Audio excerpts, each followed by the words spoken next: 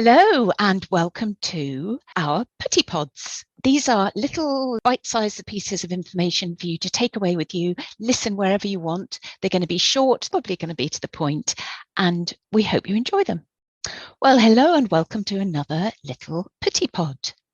Now, in this one, I wanted to go over a few things about getting your manuscript ready to go to an editor or wherever you want to send it next. If you want to go right to trying to find an agent, there are just things you need to do to get your manuscript in tip-top shape. Now, I talked about this a lot detail in series 2, episode 1 of the podcast, going into much more technical detail, I suppose, on the things to do. But there are just a few things that have been occurring to me as I've been editing away over the last few months. So the first thing I think to say is, does it make sense?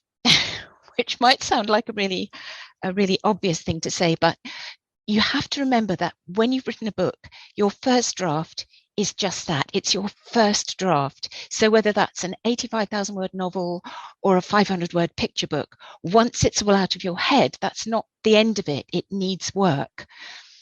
And one of the things it needs work on is, does it make sense? So if you're reading back through it, ask yourself constantly as you're reading back through, does the plot work? Are there any inconsistencies with names or with timeline? Have you said someone is out shopping on Friday when they were murdered on the previous Wednesday, unless that's part of the plot? But read. I mean, yes, yeah, and also someone I read the other day. Sorry to interrupt, but this is so true. I read in a traditionally published book. She picked up her cup of tea in one sentence and then put down her cup of coffee in another. And it was in the same scene. Yeah, it's so easy to do because you get even as writing your book, you get distracted.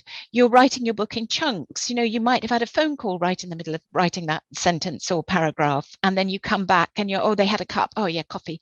So it's so easy to do, but that's why the first draft is the first draft. That's why you need to go back and be really, really critical with your your first read through of that first draft. So you must read it analytically to identify plot flaws. And the best way to be objective and analytical is to put the book away for a month if you can. A month is a really good distance because that distance helps you to spot things. Similarly with nonfiction, have you created a logical argument? Now imagine with nonfiction, you're more likely to have a detailed plan because you want to know that you're moving from there to there to there, and it does make sense, and you are giving the information that you mean to give. But even reading it through, you might find that that's not what you've done. Yeah, the two common ones are when you say the 5 top tips are, and you only give 3. That's a common one where you say you're going to give a certain number and you don't give that number. Or you start with firstly, and then you don't go on to a secondly.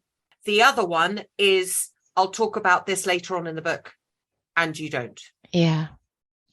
So what I do whenever I'm helping someone with their structural edit, whenever they say, I'll talk about this later on in the book, I highlight it and then I make sure they do. Because actually, more often than not, they don't. That's interesting. It's the same with citing other people's work. If you cite other people's work, you've got to reference it. If it's a quote, a direct quote, even if you're just talking about someone else's ideas or someone's theories, you've got to reference it, and not just once. You've got to make sure that everything is referenced, because if you're quoting directly or simply mentioning someone else's material and you don't cite properly where that material came from, then you could be infringing copyright laws.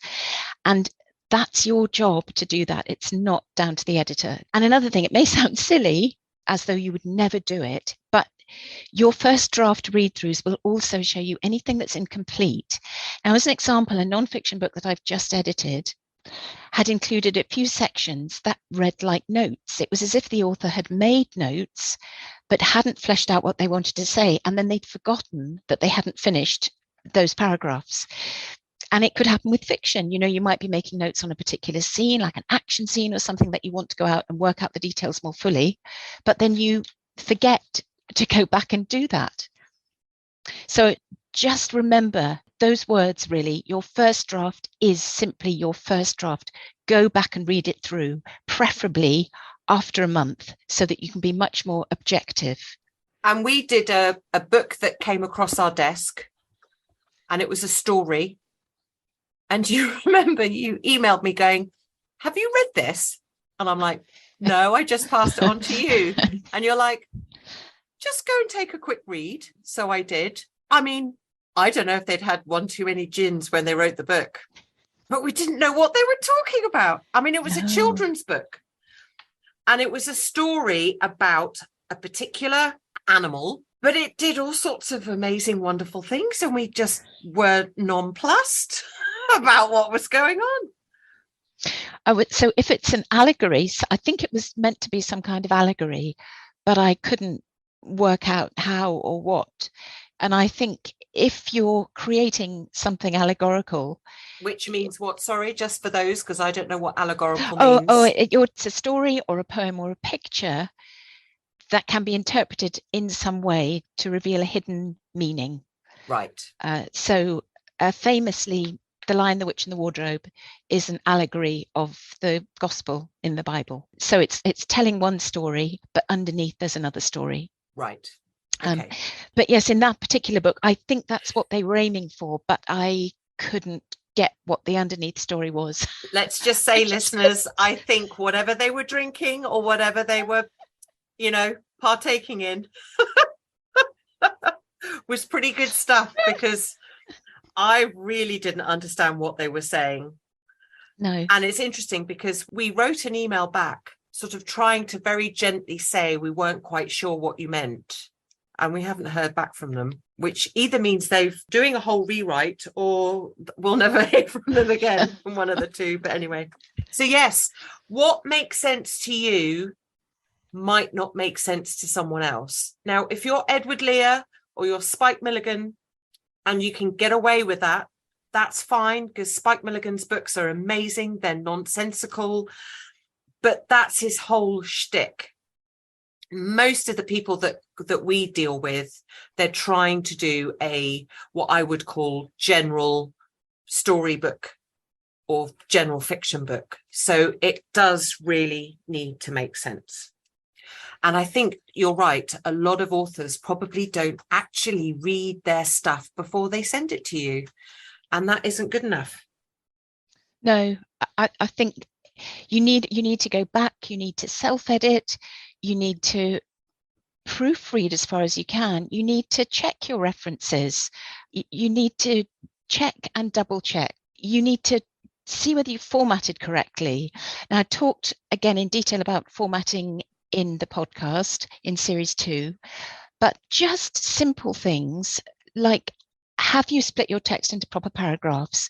That's a new paragraph for each new piece of speech, for each new thought or slight change in direction. You don't want to present some kind of stream of consciousness with no paragraph breaks, because that just makes it really, really difficult for your editor. They're left with trying to navigate something without the proper signpost to help them follow what you're trying to say. And yes, the editor is there to polish the work, to make sure there aren't the inconsistencies, to do all those things so that you're ended up with this beautifully crafted book. But there is a lot you can do towards helping them to focus on those things, rather than sending them something that you've finished it, you've shut your computer and thought, yes, it's done, because that's your first draft. Your first draft needs to go through a read through. It needs to go through a self-edit. It needs to go through probably 3 or 4 drafts before you get to the point where it's ready to send out. Yeah. So you've heard it from us. And next time we're going to be talking about, well, I don't know. You'll have to wait and see. Bye-bye. Bye-bye.